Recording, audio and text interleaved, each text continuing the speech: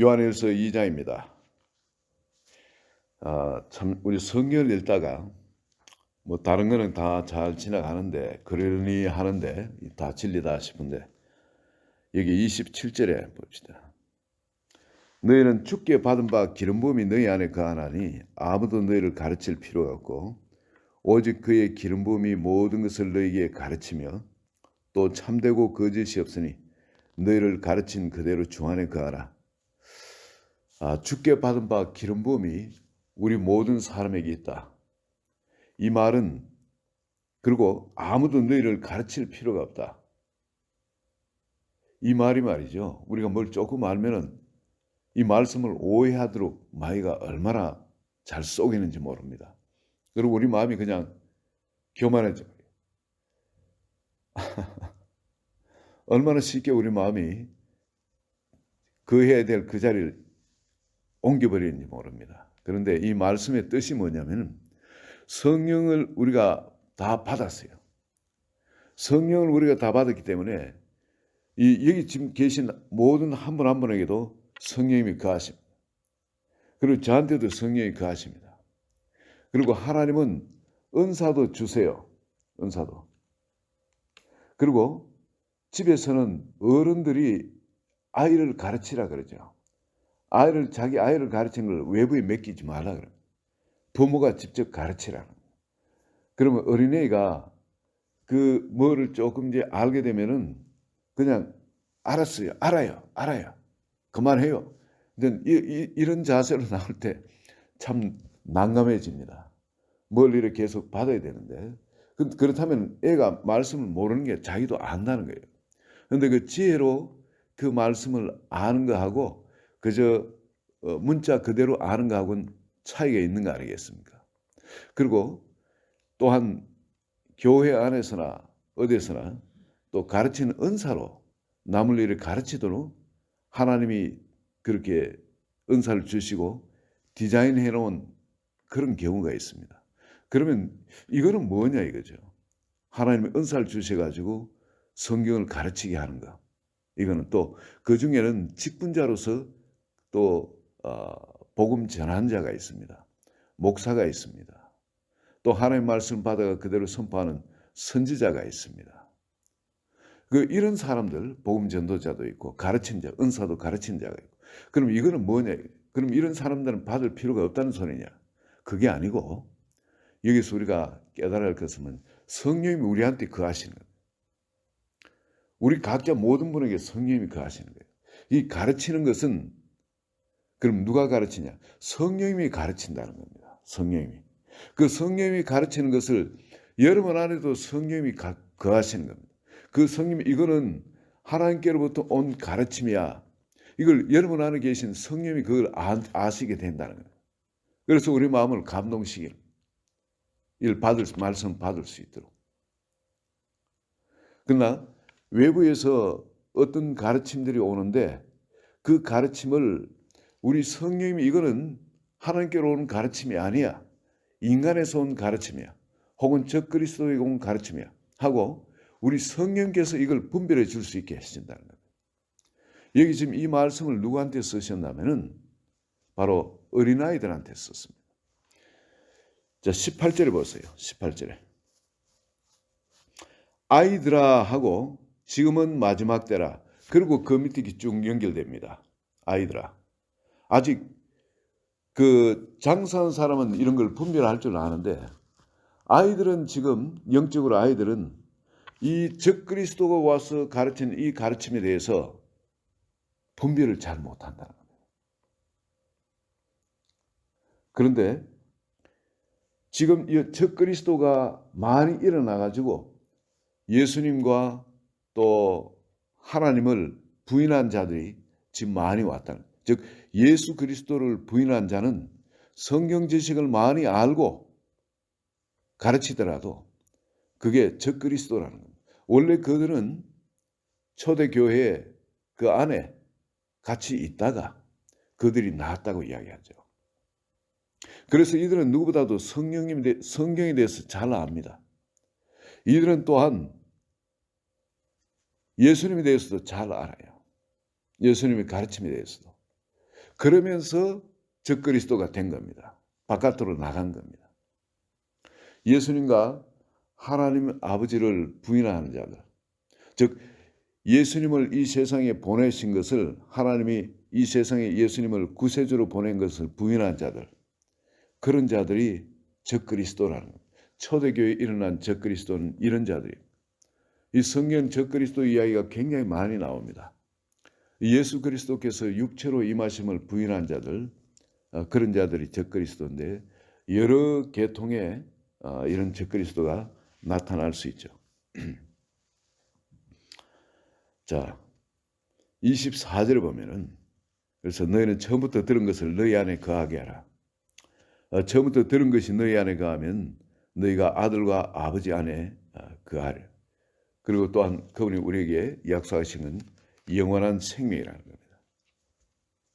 이게 아이들한테 지금 이걸 썼습니다. 아이들한테. 성령이 우리 안에 거하시기 때문에 누가 가르칠 때 이것이 어디서 온 것이라는 걸 너희가 분별할 수 있느니라는 거예요. 그들이 너희를 가르쳐가지고 거기에 대해서 더 잘 알 필요가 없다. 저도 초신자 때 이런 적이 있습니다. 다른 어떤 그 이단들이, 그때 그 이단들이라 하지만 나는 그들이 왜 이단들인가? 뭐 진실하게 잘 하는 거 같는데 싶어가지고 그들한테 귀를 기울여가지고 뭘 좀 배워볼까 싶어가지고, 그래가지고 그들한테 귀를 기울였던 적이 있습니다. 어리석은 거죠. 뭔가 뭐 그럴듯하게 괜찮은 것 같아가지고. 근데 지나고 보니 전부 다 쓰레기였어요. 전부 쓰레기.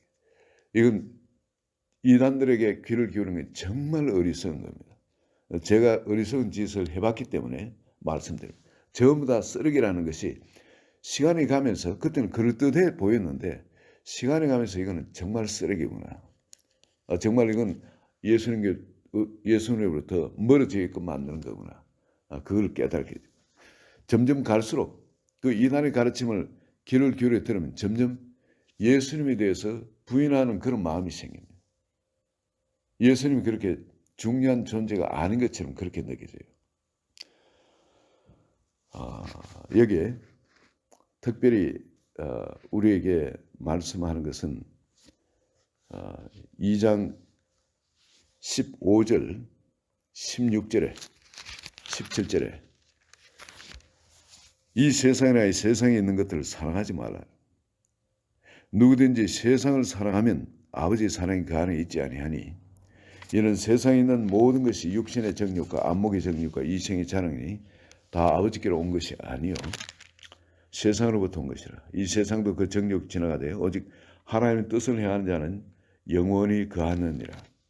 여기에 이 세상이나 세상에 있는 것들을 사랑하지 말라.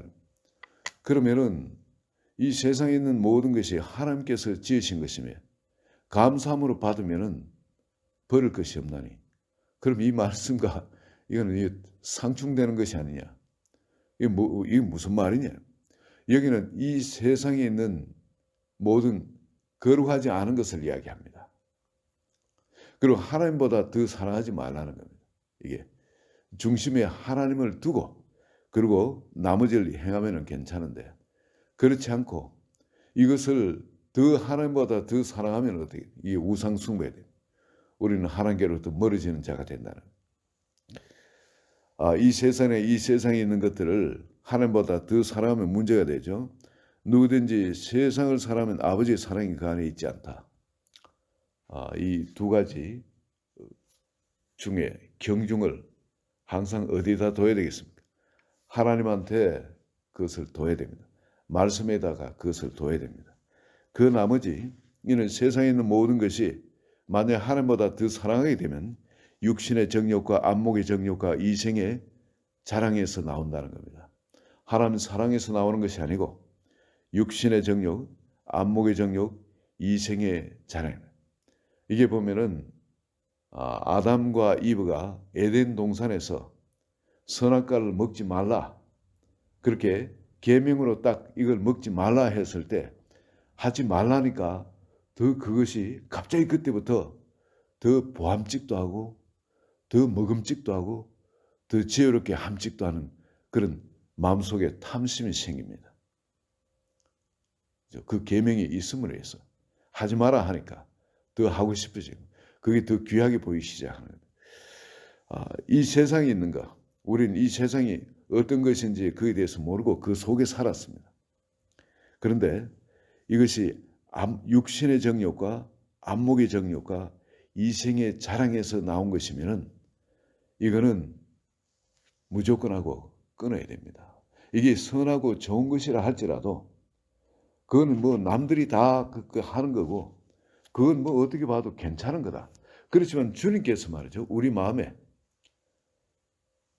이거를 먹지 말라 하듯이 우리 마음에 딱 그게 제한을 그으시면은 노모와 뭐에 대해서 이렇게 딱 그으시면은 그때부터 그것을 끊어야 됩니다. 성령께서 우리에게 그렇게 말씀하실 때가 있어요. 그럴 때는 거기에 대해서 끊는 거, 그건 하나님이 우리에게 훈련시키십니다. 예를 들어 여러분, 나는 이거 괜찮아. 커피도 말이죠. 잘 마시고 그 몸에 또 적당히 마시면 몸이 좋다 그러잖아요. 아침을 깨우고. 근데 커피를 주님이 우리 주인이시니까 갑자기 에덴 동산에 선악과를 먹지 마 이러듯이 커피 마시지 마. 예를 들어서 여러분 마시지 말라는 건 아닙니다. 근데 예를 드는 겁니다. 갑자기 딱 어떤 것을 갖고 말씀하실 때가 있어요. 근데 상식적으로 보면은 세상이나 세상에 있는 겁니다. 그런데 주님의 말씀이 마시지 마 이런 말씀이 오면은 이거는 주님 마시지 마 하는 것이 이게 더 주님을 사랑하는 척도가 되어집니다. 안 마시면은 주님을 사랑하는 그 안에 내가 거하는 거고 마시면은 그게 나쁜 것이 아닐지라도 그건 이미 주님 사랑밖에 벗어나게 되는 겁니다. 여러분 하나님은 우리에게 에덴 동산의 선악과를 이제 더 이상 안 주시는 게 아니고요. 삶 가운데 우리를 얼마나 더 사랑하는지 그 척도로 이런 것을 사용을 하신다는 거예요. 아브라함에게 롯을 내보내라. 아니 롯이 족한데 이 친척도 없고 아니 친척이 가까이 살면 얼마나 좋아요. 근데 주님이 말씀해 롯을 내보내라. 그러면은 안 내보내면 계명 안에 안 가는 거고 내보내 계명 안에 가는 거예요. 그죠? 그리고 이스마엘을 내보내라. 이거 첫 자식인데 내보내지 않는 것이 상식이에요. 당연한 거고. 그렇지만 주님 말씀이 내보내라 딱 말씀이 있음으로 해서 이건 우리한테 주님 사랑에 거하느냐 사랑받게 거하느냐 세상을 더 사랑하느냐 이게 척도가 되어지는 겁니다. 이삭을 잡아라. 제물로 드리라. 그 밖에 거하느냐 안에 거하느냐 이게 척도가 되어집니다. 오늘날도 여러분 하나님이 계속 우리를 믿음 안에 업그레이드 시키기 위해서 우리 믿음을 더욱 순수하게 하나님을 사랑하는 것이 퓨어한 그런 조이가 되도록 그 안에 온전한 연합이 일어나도록 계속 우리 안에 이런 테스트를 하신다는 거예요. 그리고 여기에 2장 초입에 이런 이야기를 하죠. 나의 자녀들아 2장 1절에 내가 이것을 너희에게 쓰면 너희로 죄를 범하지 않게 하려 함이라. 만일 누가 죄를 범하여도 아버지 앞에서 우리에게 대언자가 있으니 곧 의로우신 예수 그리스도라.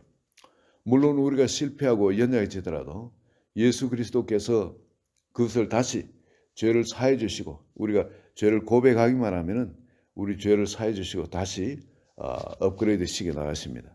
그런데 그를 아노라 하고 그의 계명을 지키지 아니한 자는 4절이에요. 그를 아노라 하고 그의 계명을 지키지 않은 자는 거짓말을 하는 자요 진리가 그 속에 있지 아니한다. 누구든지 그의 말씀을 지킨 자는 하나님의 사랑이 참으로 그 속에 온전하게 되었나니 이로써 우리가 그의 안에 있는 줄을 아노라. 바로 말씀을 우리에게 주시는데 그의 계명을 지키는 자, 그의 말씀을 지키는 자, 이 말씀을 지키는 자는 그 안에 거한다는 겁니다. 말씀을 지키지 않는 자는 하나님을 사랑하는 자가 아니라는 거죠. 하나님을 사랑하는 그 계명도 그 우리는 그냥 아가페 사랑해라. 이걸로 그냥 신약에서는 이 계명을 완성시켜 주셨는데 구약에서는 아브라함에게 롯을 내보내라. 족하니까 다음엔 또 내가 낳은 자식이지만 서자 이스마엘을 내보내라. 나중엔 내가 낳은 독자까지 내보내라. 제물로 잡아라. 어떤 이런 아가페 사랑의 그 강도, 그걸 우리 삶 가운데 아브라함을 테스트하셨듯이 우리에게 테스트를 하신다는 거예요. 그런데 그때 말씀을 그대로 순종해버리면, 그 말씀 안에 들어가면은 우리가 그 사랑을 지켜 행하는 자로 우리는 인정을 받는다는 거예요, 하나님 앞에. 그리고 하나님은 무슨 나쁜 마음이 있어서 이런 거 아니잖아요. 우리에게 너희가 그의 안에 거하고 내 말이 너희 안에 거하면 무엇이든지 원하는 대로 구하라. 그래야만 이루리라. 모든 걸 다 주시기 위해서, 그런 거룩한 거룩을 만들기 위해서 우리에게 이런 요구를 하신다는 거예요. 여기에 대해서 우리가 살다 보면은 투머치 싶은 그런 마음이 생길 때가 있어요. 주님이 이건 너무 하신다. 아니 막 하면서 이런 것까지, 아니 주님, 여러분 그 과부 살했다 과부 있죠. 마지막 그 밀가루 조금 남았는데 기름 조금 나고 그 떡 쪼가리 하나 만들어가 애 먹이고 죽으려고 생각하는데 이제 굶어 죽는다고, 길도 없고. 그런데 그 선지자가 가서 뭐라 얘기하냐면은 그 떡 만들어가 내부터 먼저 다오. 정말 그냥 귓뺨을 한 패주고 싶죠. 네가 무슨 선지자냐 욕하고 싶고 그렇잖아요. 그런데 하나님이 꼭 그 과부한테 가서 그 이야기를 하도록 이 엘리야 그 찾아가도록 그렇게 만드십니다.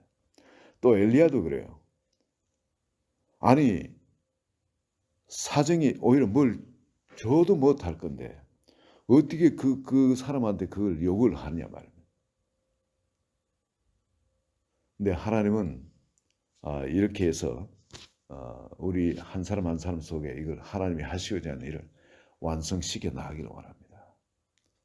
여러분 만약에 엘리야가 그 나죠.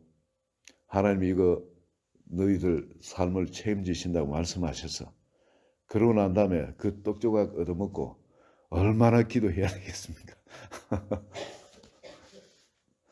하나님은 실수가 없는 분이에요. 하나님은 모든 걸 완벽하게 이 통해가 우리를 항상 그 사랑 안에 거하도록, 그 아가페 사랑 안에 거하도록, 그래서 우리를 그 안에서 온 세상을 향한 생수의 강이 흘러나가는 통로로 우리를 복 그 자체로 만들으셔서 세상을 축복하기를 원하시는 겁니다. 여러분 오늘도 주님은 분명히 이 세상에 있는 것들을 사랑치 말라 그럽니다. 이 안목의 정욕, 육신의 정욕, 이생의 자랑, 이것이 오늘도 우리 가운데 우리를 미혹해 하는 그런 것들이 있습니다. 그러나 우리 변치 않는 하나님의 그 계명은 뭐냐면 네 이웃을 내가 너희를 사랑한 것처럼 네 이웃을 네 몸처럼 사랑하는 이 세 계명입니다. 주님이 우리 주신 이 세 계명, 이 세 계명 붙들고 우리 안에 계신 이 성령께서 우리를 감동하시는 대로 우리 주변에 주님이 빛으로서, 주님의 생명 그 자체로서, 구원의 능력으로서 우리를 통해 나타나시도록 산제물로 드리며 또 주님의 장사한 분량까지 오늘도 자라가는 하루가 되시기를 예수 그리스도 이름으로 축원드립니다. 같이 기도합니다. 주님, 우리에게 은혜로 우리 가운데 항상 성령의 감동으로 역사하심을 감사합니다. 오늘도 주의 말씀에 사로잡힌 자 되기를 원합니다. 주의 성령에 사로잡힌 자 되기를 원합니다. 오늘도 우리가 전적으로 주님의 그 계명에 순종하여 삶으로 말미암아 믿음의 걸음마를 시작했지만은 또 실패하고 넘어질지라도 이제 이 걸음마가 주님 안에서 견고하게 서게 되길 바랍니다. 도무지 우리가 그런 삶을 살지 못할 것 같았더라도 믿음으로 순종할 때 성령께서 힘주시고 우리 손을 붙잡아 주시며 능히 이제 전보다 더 힘있게 믿음의 걸음을 걷도록, 그 사랑의 걸음을 걷도록 주께서 역사하여 주시는 줄 믿습니다. 오늘도 한 사람 한 사람 삶의 현장에서 승리하도록, 그래서 승리의 계가를 부를 수 있도록 주님 힘주시고 은혜 더하여 주소서. 예수님 이름으로 기도합니다. 아멘.